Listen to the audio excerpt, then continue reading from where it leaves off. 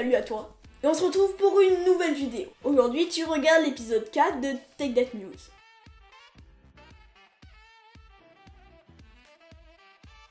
Dans cet épisode, on va parler d'une marque chinoise, encore, qui fait partie du groupe BBK Electronics depuis maintenant près de 7 ans après sa création. Ils ont l'habitude de sortir un téléphone par an, complété par une version améliorée T 6 mois plus tard.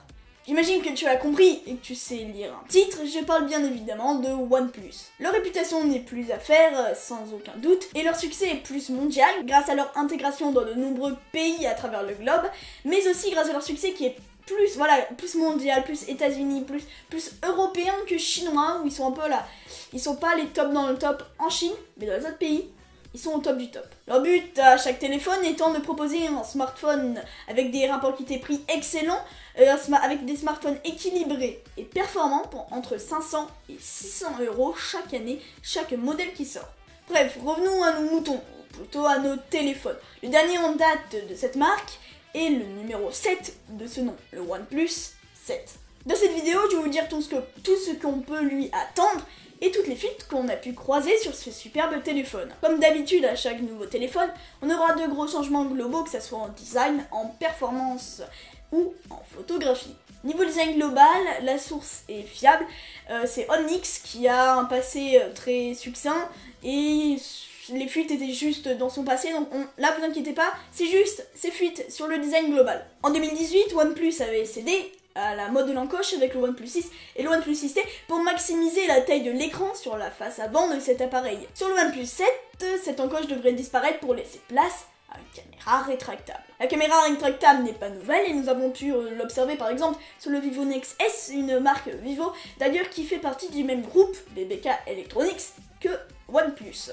Avec ce type de caméra, on imagine que OnePlus comptera beaucoup moins sur sa reconnaissance faciale, qui était tout de même un des verrouillages principaux chez cette marque. Dans ce cas, on espère que le lecteur d'empreintes intégré sous l'écran aura fait un net progrès pour être totalement suffisant après le 6T, premier smartphone ayant cette reconnaissance d'empreinte digitale sous l'écran de chez OnePlus.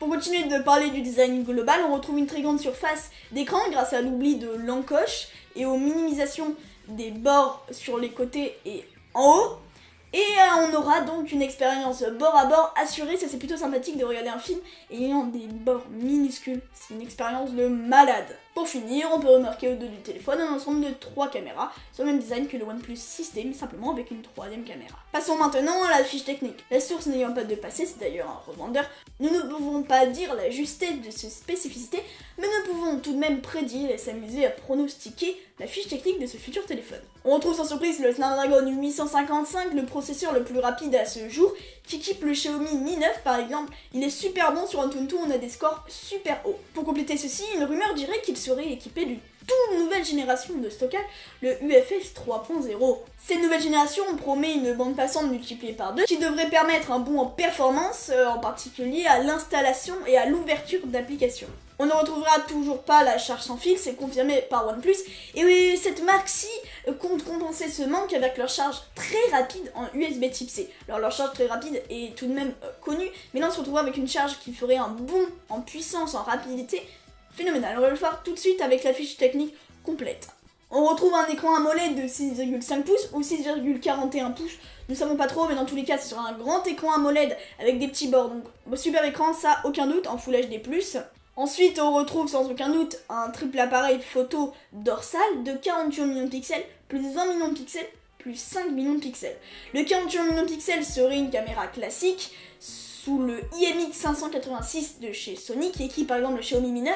Le 20 millions de pixels serait un ultra grand angle pour pouvoir prendre plein de données. Pareil sur le Mi 9, c'est pas la même caméra mais c'est la même idée.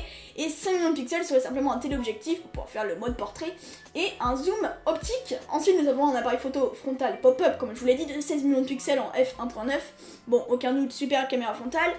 Et sous le capot, on retrouve le Snapdragon 855, mais surtout 8 à 12 Go de RAM. Donc oui, ça fait beaucoup de RAM, mais c'est toujours intéressant. On verra bien s'il gère aussi bien cette RAM que d'autres marques. Le stockage, donc UFS 3.0 comme on a dit, de 128 à 256 Go de stockage ROM.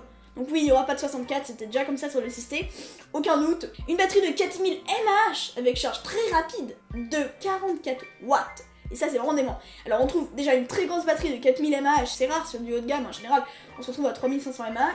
Je sais pas si c'est vraiment utile. Et s'il y a l'optimisation, moins, ça suffit. Mais c'est la charge super rapide de 44 watts qui m'intéresse. Donc, si vous voulez que je donne un chiffre, je pense en une demi-heure, on fera 90% du téléphone. Ça fera vraiment un bon. Avant, on faisait une demi-heure 60%, je crois, chez OnePlus. Donc, déjà, ça tenait la journée parce qu'il y a une bonne autonomie. Mais là, franchement, niveau batterie, je pense qu'ils vont exploser la concurrence. Ce tout sera sous Oxygen OS 9, la toute dernière version qui va sortir là, sous Android 9 Pie. Alors peut-être il y aura Android Q très rapidement sous une mise à jour qui est en bêta pour l'instant. Je peux pas donner plus d'infos. Pour conclure, sa sortie est annoncée certainement en mai. C'était le 22 mai pour le OnePlus 6. Pour le OnePlus 7, ce sera dans cet environ mai-juin. Pour moins de 600 € en France, aucun doute, faut pas qu'il dépasse 600 €. C'était toutes les fuites, toutes les prédictions qu'on peut faire. Merci d'avoir regardé cette vidéo, on se retrouve pour une prochaine vidéo très bientôt.